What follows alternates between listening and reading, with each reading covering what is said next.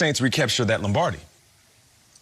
You know, the first thing I always think back is to how much fun I had with my teammates. That was first and foremost. And, you know, Nate, if you're not having fun, you know, why are you doing it, right? It's not a fun game when you're losing. And then, you know, the second thing was the competition. We competed so hard in practice, you know, that when we didn't know any other way in the games. And, you know, that was a testament to Sean Payton. It was a testament to Greg Williams, our defensive coordinator at the time, of how it was to really take practice and the intensity and take that to the game. So, you know, we had many battles in practice that panned out in the games. I enjoyed it. It was a lot of fun. And just thinking back about that season, I think of those great memories. And you always talk about the process, right? You don't think about just the wins. It was the practice and the guys and being in the locker room. John, let's go to this year's season for the Saints. There's a Seminole on the team right now, a very important Seminole, and said Seminole ate a W a few years back before a game. When Jameis did the notorious W celebration, you posted on Instagram, oh boy, how in the hell do you expect to win with your quarterback looking like this before the game? That was, I don't know if we have it, but that was the actual Instagram comment. So let me ask you, do you still feel that way about this? Wait, we have footage of the... 1,000%. Yes. John, do you still feel this way? Go ahead. Of course I feel this way. If I were number 51 right behind Jameis Winston and I saw that, I would take off my helmet, I would take off my shoulder pads, I would walk into the locker room and say, Coach, we're done. We're losing. There's no way we're going to win this thing. I'm out. We got no shot. Yeah. So, yeah, 1,000% I still feel this way. Yes. I don't disagree. I love everything you just said. That is, co-sign, subscribe, move on. Okay, let's talk. Great to have you on the show. Beautiful beach you're on, by the way. There's a lot of things that amaze me about the Saints. I'm sure you know that I'm a supporter of them, but one of the things that I want to wrap my head around is how after 14 years and some serious heartbreaks and things not going the right way, players still respond to Sean Payton in such a huge way. It's palpable. You see it every week on the field. He always gets the most out of his teams. 14 years in, what is it about your experience with him that tell me why he separates himself from other coaches?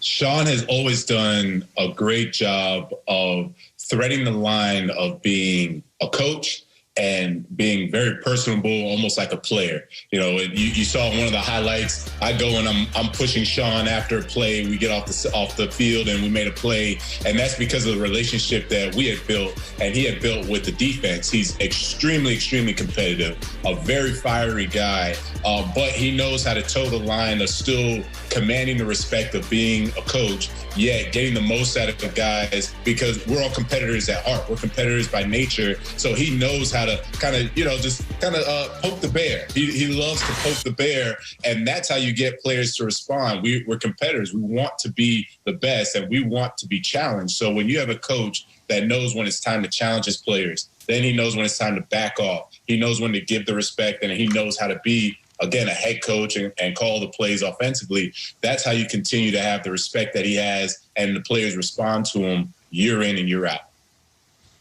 Awesome. It's amazing that you had your generation of Saints. Now we have a whole other generation of Saints, and they all respond to Coach Payton. I just love you saying that Kendall Beckwith should have taken his pads off and walked into and told Dirk Cutter, I'm out. I can't play for that guy. No, I'm done. I'm out. Kendall Beckwith. Last week here in New York, the national game on Fox was you, Steelers-Bengals. We heard your call, and it was great. They moved to 9-0. Some people have tried to take away from that start, saying, yeah, but who have they beaten? Look, they can only play the games they've played. What was your takeaway from seeing the Steelers up close? Well, for the first part, to answer the question, who have they beaten? Baltimore Ravens, Tennessee Titans. Those are two pretty good teams. They beat them.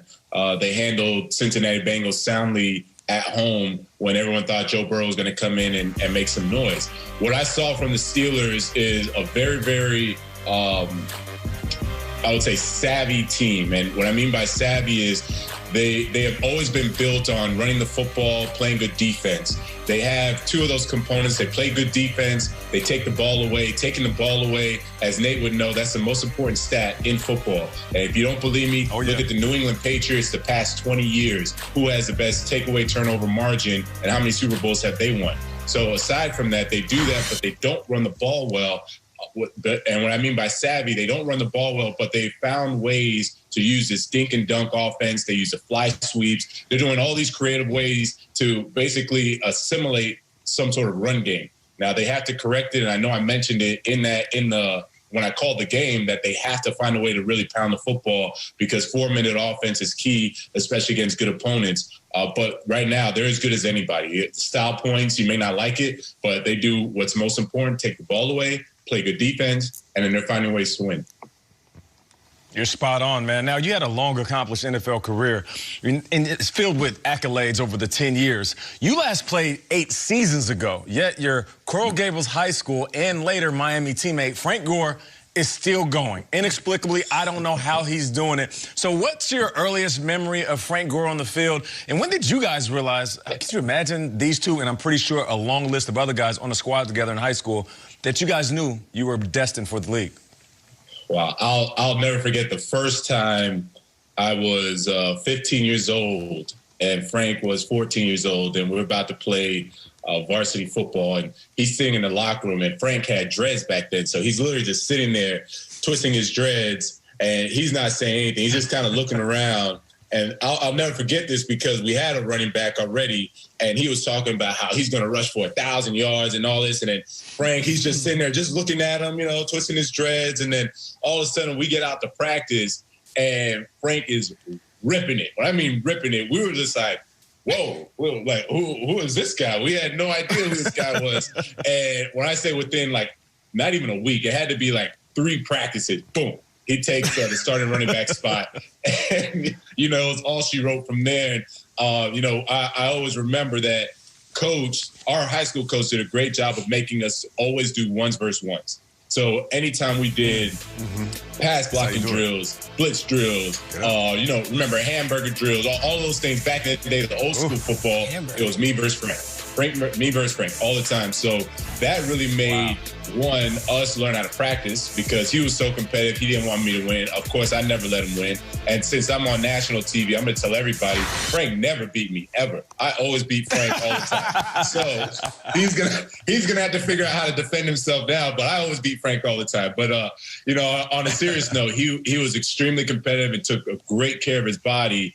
The athleticism, I mean, you see it's there. The athleticism has always been there. And I told people when I was going to UM, I said, hey, there's this guy. He's a senior now in high school. I played with him. I'm telling you, he's pretty salty. Like, no, we got Willis, we got Portis, we got everybody, blah, blah, blah, we're good. I said, okay. And then sure enough, he comes in freshman year, boom, rips it up. He goes to second team just like that. And, I mean, look, the story, you see what he's done. Benjamin Button, he hasn't stopped playing ball yet. Benjamin Button. Sounds like we got to get Benjamin Button on the show to tell his side of the story on those drills, JV. But let's keep talking Canes, all right? You were part of the legendary 04 draft class in Miami. You guys set the record. 6 first-rounders from the same school, the first one off the board being the legendary Sean Taylor. Now, LSU came close this year. Bama did a few years ago, but your record with the U still stands. Now, John, those programs, they've been chirping a little bit. They're saying, we produce the best NFL talent. We are the factory. Tell us why. Tell the world why that crown still makes it all about the U. That's a good one. Okay, so, man, how should I put this? Coach to beat when you talk about legendary and producing talent, we don't have too many busts. So let's look at some of the guys if we want to start naming names. Ray Lewis, he was kind of good. Ed Reed, he was kind of good. Warren Sapp, he was all right. Jeremy Shockey, Clinton Portis. I mean, when we start ripping off names, we're talking like the best of the best at their position, right? So Sean Taylor, rest in peace, he would have been the best of the best at his position. So, Alabama, who are you giving me that is the best of the best at their position? I'll give you Julio Jones, but I'll also match you with Andre Johnson. So I'll also match you with Michael Irvin. So for your one Julio, we got 2. So I need to know where's the best of the best when you're talking about these other colleges and how